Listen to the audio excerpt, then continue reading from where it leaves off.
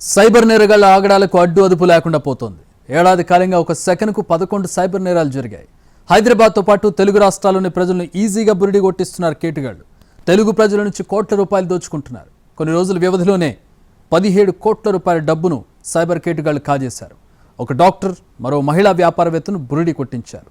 Cyber నేరాలు ఊహకందని విధంగా జరుగుతున్నాయి. బాధితుల గురించి విన్నప్పుడు ఇలా ఎలా మోసపోయారు, ఎవడో ఫోన్ చేస్తే డబ్బులిచ్చేస్తారా అనే అనుమానాలు కలగక మానవు. అయితే అక్కడ జరిగేది వేరు. బాధితులను ఉక్కిరి బిక్కిరి చేస్తారు సైబర్ నేరగాళ్లు. వాళ్లు చెప్పింది వినటమే తప్ప మరో ఆప్షన్ ఉండదు. బెదిరిస్తారు, కేసులంటారు, జైలంటారు, ఇలా నానా రకాలుగా ఇబ్బందులకు గురిచేస్తారు. బయటే పోలీసులున్నారు, మీరు కాల్ కట్ చేస్తే వాళ్ళొచ్చి మిమ్మల్ని అరెస్టు చేస్తారంటూ భయపెడతారు. దీంతో బాధితుడు ఏమీ చెయ్యలేక నేరగాళ్ల వలలో పడతాడు. ఓ రకమైన నేరం జనానికి తెలిసిపోయి వాళ్లలో అవగాహన వచ్చిందని తెలిస్తే మరో కొత్త ఐడియాతో జనాన్ని మోసం చేయటం మొదలు పెడతారు. కంటికి కనిపించకుండా ఆన్లైన్ ద్వారా అందిన కాడికి దండుకునే సైబర్ నేరగాళ్లు ఎప్పటికప్పుడు పంథా మార్చుకుంటున్నారు. హైదరాబాద్ బంజారాహిల్స్ ఎమ్మెల్యే కాలనీకి చెందిన ఓ డాక్టర్ నుంచి సైబర్ నేరగాళ్లు 11 లక్షల రూపాయలు కాజేశారు. ఆగస్టు నుంచి నవంబర్ వరకు 34 విడతలుగా డబ్బు గుంజారు. ఈ ఏడాది ఆగస్టులో మిట్టల్ అనే వ్యక్తి బాధితుడి వాట్సాప్కు లింక్ పంపించాడు. నిజమేనని నమ్మిన ఆయన ఆ వెబ్సైట్లో తన పేరు నమోదు చేసుకున్నారు. ఫారెక్స్ ట్రేడింగ్ కోసం భారతీయ కరెన్సీని USDT అనే క్రిప్టో కరెన్సీలోకి మార్చాల్సి ఉంటుందని చెప్పారు. మిట్టల్తో పాటు అతడి కుమార్తె సాక్షిగా చెప్పుకున్న యువతి సూచించిన ఖాతాలకు బాధితుడు RTGS ద్వారా నగదు బదిలీ చేశారు. ట్రేడింగ్ ఖాతాలో ఆన్లైన్లో పెట్టుబడితో పాటు లాభాలు కనిపించడంతో విత్డ్రా చేసుకునేందుకు డాక్టర్ ప్రయత్నించగా 3,70 లక్షల రూపాయల పన్ను చెల్లించాలని మోసగాళ్లు చెప్పారు. తన వద్ద 2 కోట్లే ఉన్నాయని చెప్పడంతో మిగతా 1,70 లక్షలు రుణంగా ఇప్పిస్తామని మిట్టల్ చెప్పాడు.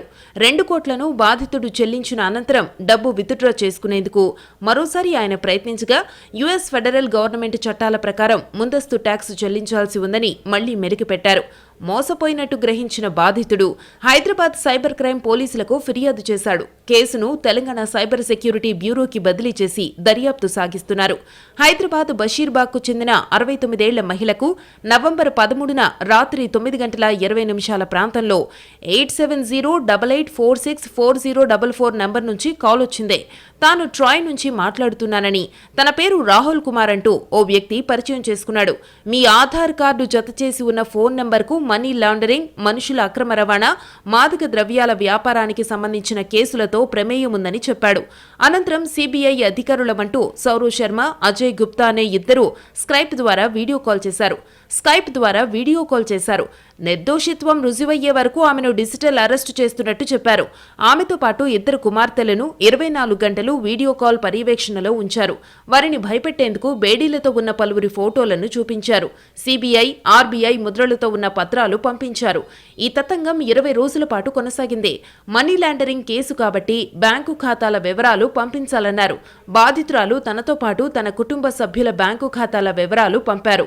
ఆ ఖాతాల్లో ఉన్న డబ్బంతా తాము చెప్పిన ఖాతాల్లోకి బదిలీ చేయాలని, నేరంతో సంబంధం లేదని తేలాక వెనక్కు పంపుతామని చెప్పారు. అజయ్ గుప్తా 8296135919 నంబర్ నుంచి వాట్సాప్ కాల్ చేశాడు.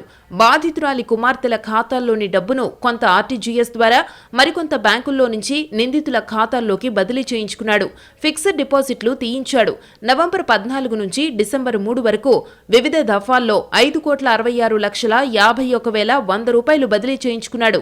డిసెంబర్ 8న అజయ్ గుప్తాకు ఫోన్ చేస్తే షూరిటీ సహా సంబంధిత పత్రాలన్నీ తీసుకుని సమీపంలోని CBI కార్యాలయానికి వెళ్లాలని, అక్కడుండే అధికారులు వాటిని పరిశీలించిన తరువాత ఖాతాల్లో మళ్లీ డబ్బు పడుతుందని చెప్పాడు. అదే రోజు కోఠిలోని CBI కార్యాలయానికి వెళ్లి ఆరా తీస్తే ఇదంతా మోసమని తేలిందే. దాంతో బాధితురాలు తెలంగాణ సైబర్ సెక్యూరిటీ బ్యూరోలో ఫిర్యాదు చేశారు. ఎంత కట్టడి చేసినా సైబర్ నేరగాళ్లు రెచ్చిపోతూనే ఉన్నారు. జనాన్ని మోసం చేసేందుకు కొత్త దారులు వెతుకుతున్నారు. అవి బయటపడ్డాక కానీ ఓ వ్యక్తిని ఇలా కూడా మోసం చేయొచ్చా అని ఆశ్చర్యపోవడం జనాల వంతవుతోంది. సైబర్ నేరగాళ్లు పోలీస్ డిపార్ట్మెంట్కు సవాళ్లు విసురుతున్నారు.